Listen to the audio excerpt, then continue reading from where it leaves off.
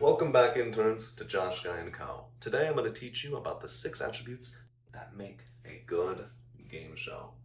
Let's begin. The first is, of course, the game. Without the game, there is no game show. It has to be something anybody can do, at any point in time, at any given second. If no ordinary person can play the game, then how can you expect anybody to play the game? That makes no sense. You can't have a game show without a game that someone can play. Thus, if your game has to be easy, it has to be ordinary people can do it, and it has to be repeatable. The game show should be about the game, not the prize. But what makes the game come to life? And that brings us to our second attribute, the contestants.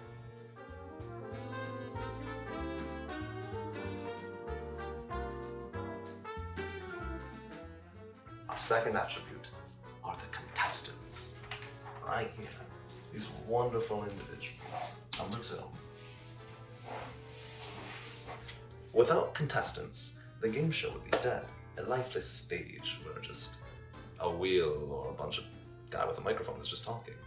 There's nothing going on. Contestants breathe life. But what makes a good contestant now, you would say? A good contestant is someone who has personality. An individual who has a story, a past, to the point of where they're participating in this game show, to then build a future, as well as the relatable, and some of the best of them even reoccur into later episodes. And now that we have the contestants as our second variable, the game with the contestants, why are the contestants here though? Because they have an incentive, and in most cases, it is a prize.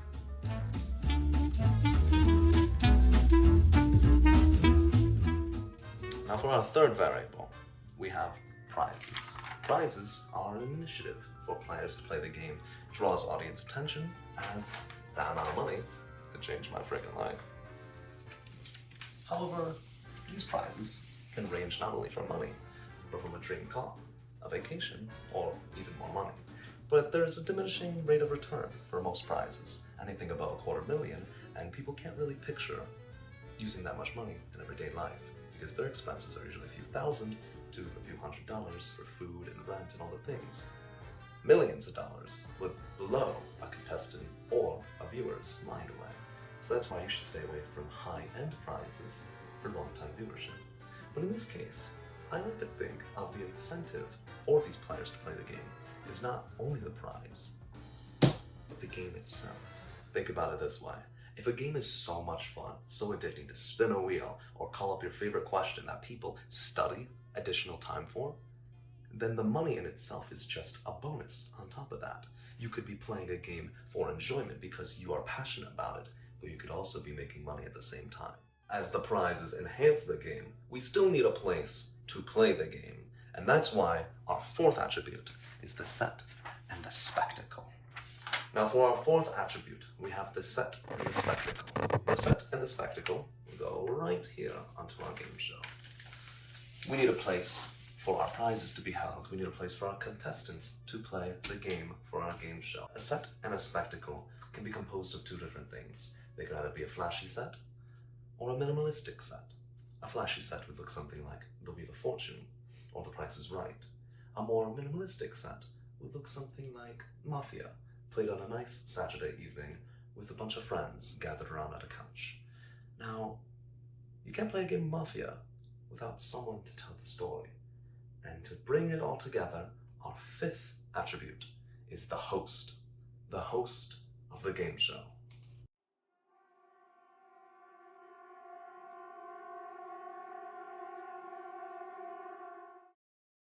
Someone who tells the show what to do. Someone who can take the eyes of the show. Somebody who can generally guide the viewer onto the sense of the game.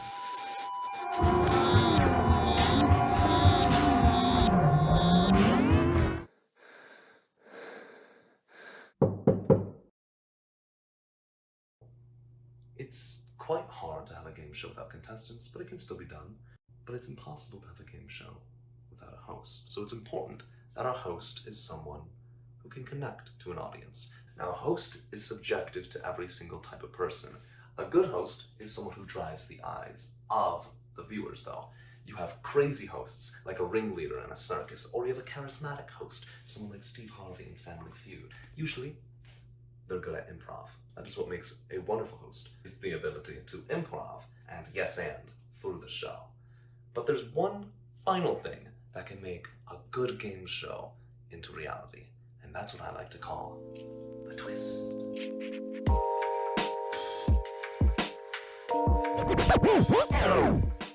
Sixth attribute, the twist. The twist is the most important attribute in the entire 6 here, because the twist separates a bad game show from a good by delivering a message.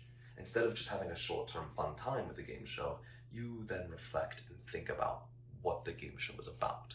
A twist can shock the audience and make them look back at past episodes and previous experiences to think about what the future can hold, to think about what can be instead of what is. And lo and behold, the whole thing changes.